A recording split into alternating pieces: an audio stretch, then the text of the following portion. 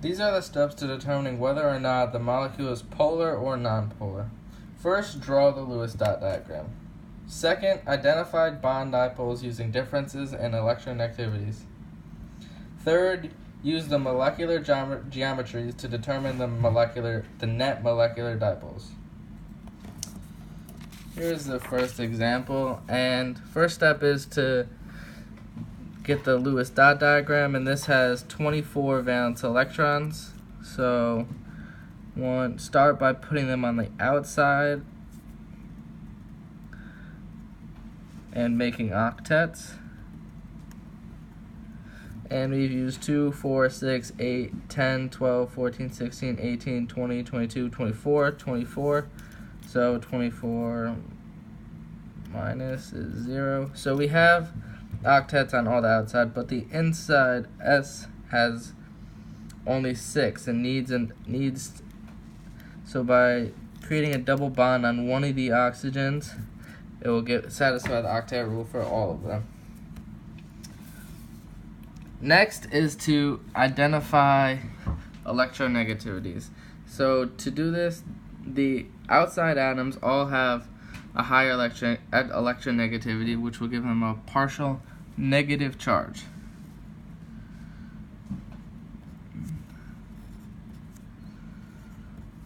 And the inside will have a partial positive. Using this, you can create the bond dipoles, which is going to look something like this.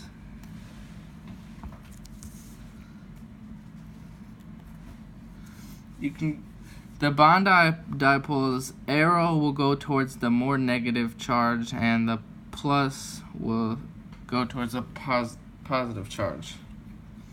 And now the next step is figuring out the molecular geometry. This has 3 domains, so it has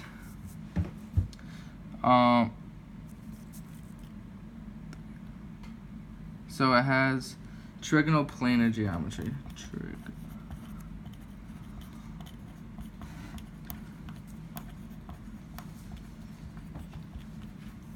Which looks something like this.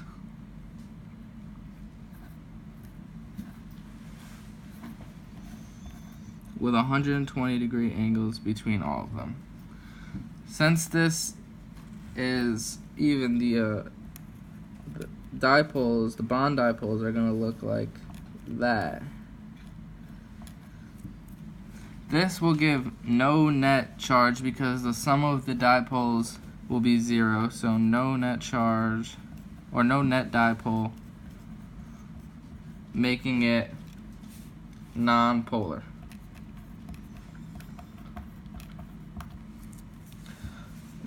The second problem is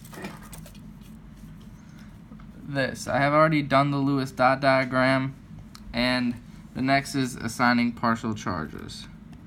Partial negative charges on the fluorines, and the oxygen is going to have a partial positive. The bond dipoles are going to look like this, going towards the more negative partial charge. This has 1, 2, 3, 4 domains, making it have tetrahedral domain geometry. And since there are 2 non-bondings, it's going to be bent.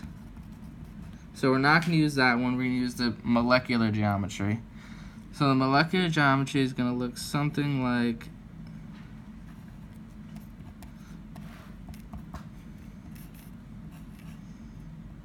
this, with the 2 non-bondings up here and the bondings right here. So you're going to keep the bond dipoles the same, and it's going to look something like this. And these bond dipoles are going to have a net bipole that is going to add these 2 dipoles, make it look something like this. And because there's a net dipole, it is polar.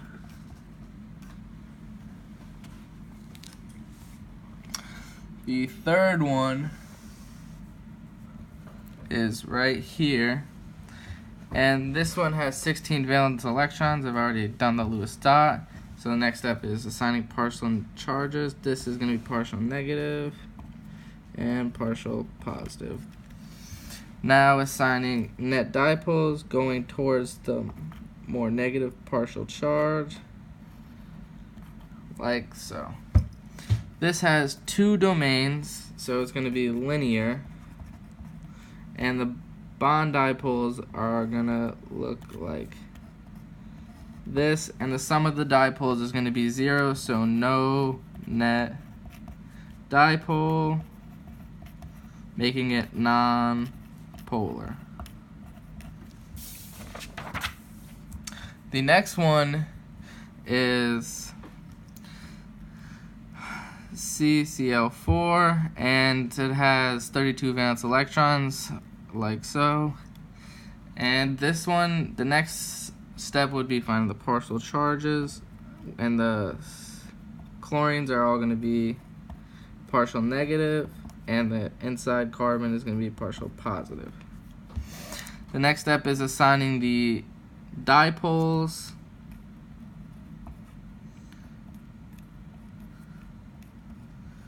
all going towards the partial negatives, the outside atoms.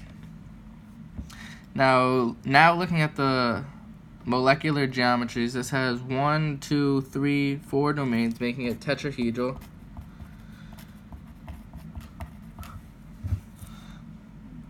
And a tetrahedral is going to look like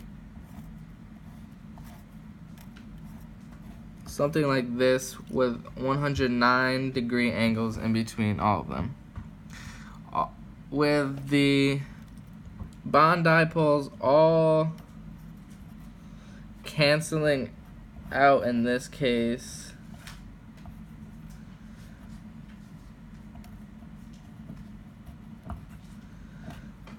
this one is also going to have no net dipole, making it non-polar. And for the fifth one, I have created the Lewis dot.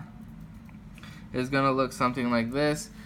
There's resonance between these two, so this can go over there, however which way you make it. And for this one, to determine electronegativity, you're going to have to look at the formal charge.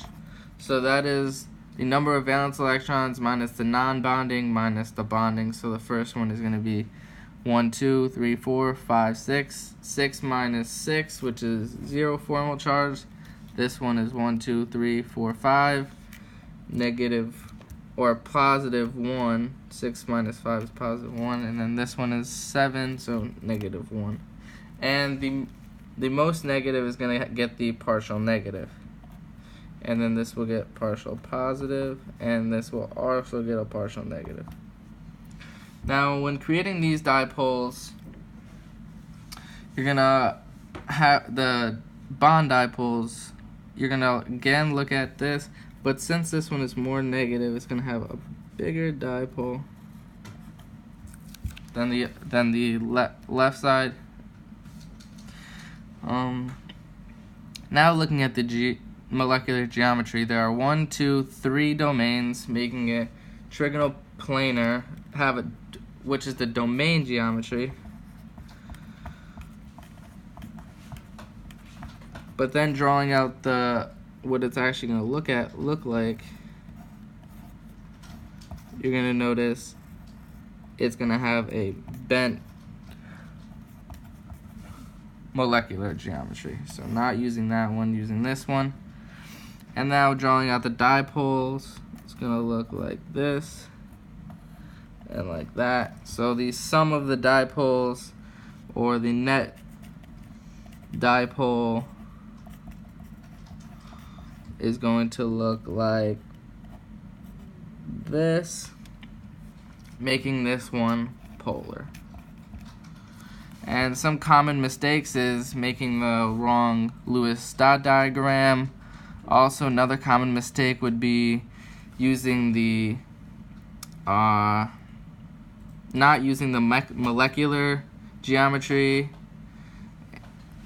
And that's about all.